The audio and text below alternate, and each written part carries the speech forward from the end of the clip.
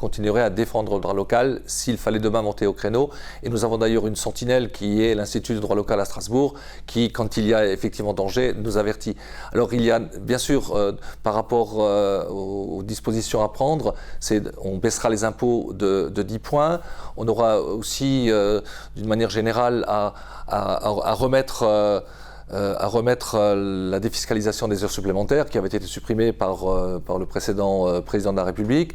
Il y aura aussi à réduire de 15 ans à 10 ans le délai de transmission du patrimoine familial, et je pense que ça aussi c'est important. Et enfin, il faudra au niveau familial le rétablissement de l'universalité des allocations familiales et remonter le quotient familial qui aujourd'hui pénalise depuis 2012 puisqu'il a été modifié. Donc ce sont un ensemble de mesures très synthétiques que je vous donne là qui permettront effectivement de redonner du pouvoir d'achat. Eh bien, je dis aidons les familles. Donnons par exemple le salaire à la femme qui reste au foyer pour aider ses enfants. Supprimons les droits successoriaux.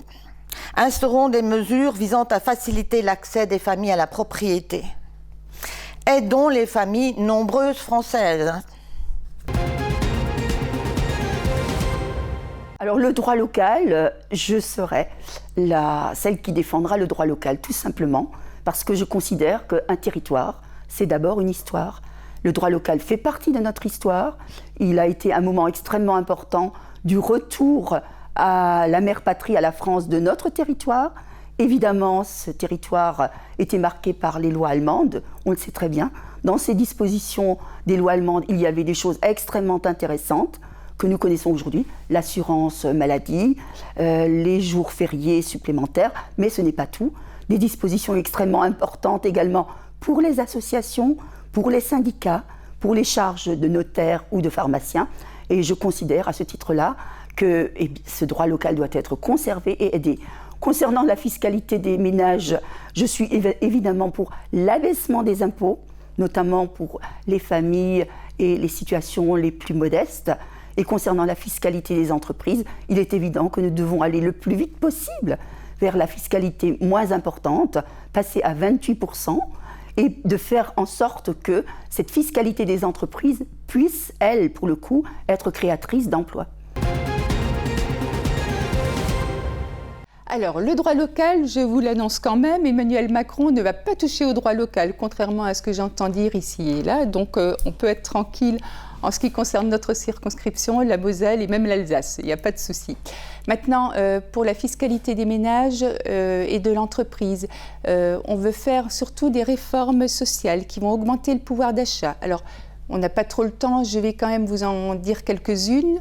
Vous avez effectivement l'augmentation de la prime d'activité pour les bas salaires, la diminution des cotisations salariales, donc avec la suppression de l'assurance chômage et de l'assurance maladie qui va nous augmenter le salaire net. Vous aurez également une suppression de taxes d'habitation pour 80% d'entre nous. Et puis le remboursement à 100% des lunettes, des prothèses dentaires, des prothèses auditives. Ça, c'est important aussi pour le pouvoir d'achat. Alors, je suis favorable au maintien du droit local, parce qu'aujourd'hui, il y a 2,1 millions d'Alsaciens et de Mosellans qui sont concernés par ce régime local et qui en sont globalement satisfaits, puisqu'une des dernières enquêtes d'opinion a révélé que 98% des habitants de cette région étaient satisfaits de ce régime qui a un équilibre financier, donc ce qui est très positif. Pourquoi défaire quelque chose qui marche bien? Donc, on n'y touchera pas. Concernant la fiscalité sur les ménages, nous proposerons une baisse immédiate de 5% des tarifs réglementés de l'électricité et du gaz, une baisse des impôts sur le revenu pour les 3 premières tranches, une revalorisation des allocations adultes handicapés et minimum vieillesse. Ce sont des mesures, et la prime de pouvoir d'achat qui est importante, la prime de pouvoir d'achat pour les plus modestes qui gagnent moins de 1 500 € par mois. Et à ça, sur la fiscalité, sur les entreprises, un petit mot, on est favorable à la mise en place d'une tranche intermédiaire de l'impôt sur les sociétés à 24% pour les TPE et PME au lieu des 33 1/3, avec le maintien de la première tranche à 15,5%. Le droit local, c'est effectivement une situation, un cadre qui nous est favorable. C'est le Kaiser Guillaume II qui a mis ça en place effectivement lorsque nous sommes devenus allemands en 1870. Et ce droit local qui n'a pas été abrogé est aujourd'hui une vraie richesse pour l'Alsace-Moselle. Nous avons évidemment 2 jours fériés supplémentaires, nous avons une sécurité sociale qui rembourse à 90%, nous avons aujourd'hui un tribunal qui gère évidemment les affaires du livre foncier, nous avons tout un ensemble de mesures, la séparation de l'Église et de l'État, nous avons aujourd'hui en Moselle la capacité d'avoir un enseignement religieux dans l'école primaire et dans les collèges, les curés, les pasteurs, les rabbins sont payés, tout ça fait partie de la richesse, de la culture de l'Alsace-Moselle et cela doit être préservé. D'ailleurs, la sécurité sociale est excédentaire. Et donc, nous avons besoin à la fois de nous inspirer de cette richesse-là, de ce cadre-là, pour ensuite permettre à nos entreprises d'avoir un régime particulier aussi, pour qu'on puisse, dans ce territoire, continuer à embaucher, à développer, parce qu'il en va de ça, effectivement, en Alsace-Moselle, celui d'appartenir à un territoire qui puisse se développer. Donc, le constat est malheureux. Les ménages et les entreprises sont acculés de charges et de taxes. Il est nécessaire de moduler la fiscalité. La fiscalité des ménages et des entreprises sont un frein pour la relance du pouvoir d'achat. Il faut adapter cette fiscalité selon les régions et les secteurs d'activité afin de créer plus d'emplois et relancer le pouvoir d'achat. C'est pourquoi nous proposons de mettre en place une fiscalité adaptée et modulable afin de créer de l'emploi et relancer l'économie qui sont les réelles problématiques de la France. Donc au niveau de la fiscalité, l'impôt le plus injuste, là, qui touche toutes les classes populaires, qu'on soit au chômage ou qu'on soit salarié, voire très riche, c'est la TVA. Aujourd'hui, c'est celle qui rapporte le plus d'argent à l'État et elle se rajoute au prix qui augmente depuis des années. Et face à ça, il faudrait vraiment une revalorisation des salaires, au moins 300 € pour tous les salariés, pour tous les retraités, pour tous ceux qui vivent d'une pension handicapée par exemple, parce qu'aujourd'hui on n'arrive pas à s'en sortir, et un salaire qui soit au moins de 1 800 € net pour tous, pour faire face à cette fiscalité et surtout au prix qui augmente.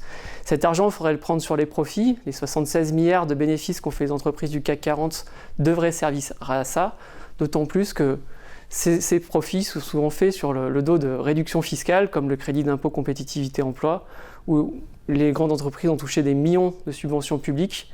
Et donc, il n'y a pas de raison que cet argent ne serve pas à la collectivité et à l'augmentation des salaires. Bien, de l'argent, il y en a. La France n'a jamais été aussi riche au cours de toute son histoire. La dette n'est pas un problème si on la ramène tout simplement au temps long, qui est le temps de la dette, c'est-à-dire 7 ans. L'État a été appauvri par les cadeaux fiscaux faits aux grandes entreprises, faits aux banques, faits au monde de la finance.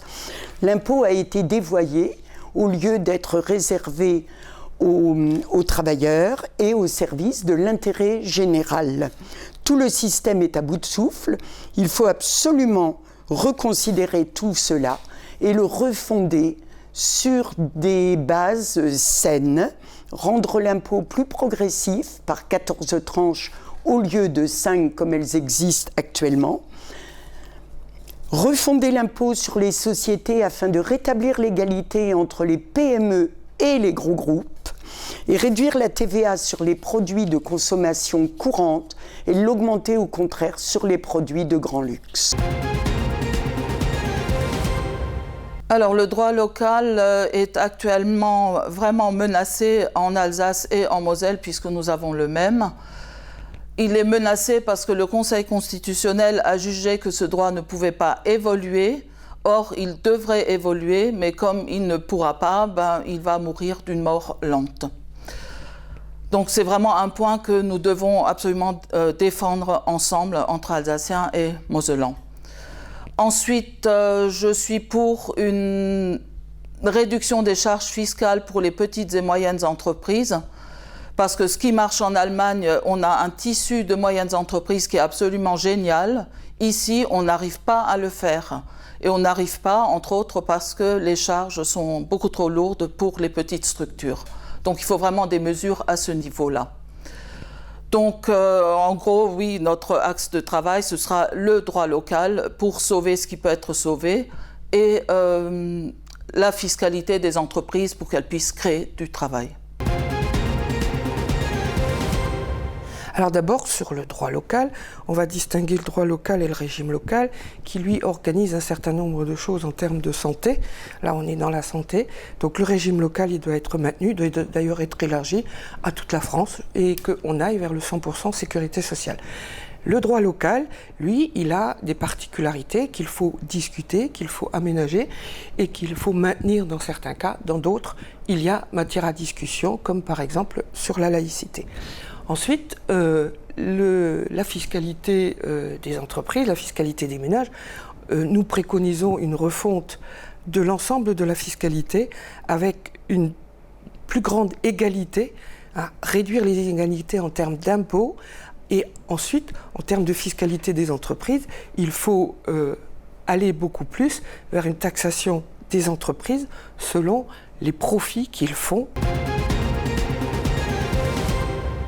Alors là aussi, il y a quelque chose qui me choque, c'est-à-dire que les entreprises reçoivent des aides de l'État. Souvent, ces aides sont énormes et on voit qu'il n'y a pas d'emplois créés. Au contraire, il y en a qui ont ramassé des sommes exorbitantes et qui quand même ont mis la clé sous le paillasson.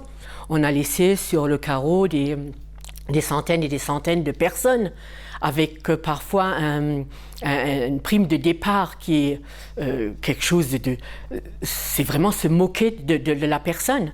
Et c'est quand même de l'argent qu'ils reçoivent, c'est notre argent, c'est l'argent du contribuable. Hein. Alors on est pénalisé 2 fois. Pour la fiscalité des ménages, dans le programme de Debout la France, ils souhaitent redéfiscaliser les heures supplémentaires. Ils souhaitent rétablir la demi-part fiscale pour les veuves. Ils souhaitent aussi baisser l'impôt de 10% sur le revenu et pérenniser notre système de retraite, leur rendre leur dignité et rendre la dignité à nos retraités et leur financer des petites retraites avec une augmentation de 100 €. Et tout ça, ce sera fait avec les 8 milliards de contributions nettes au budget de l'Union européenne.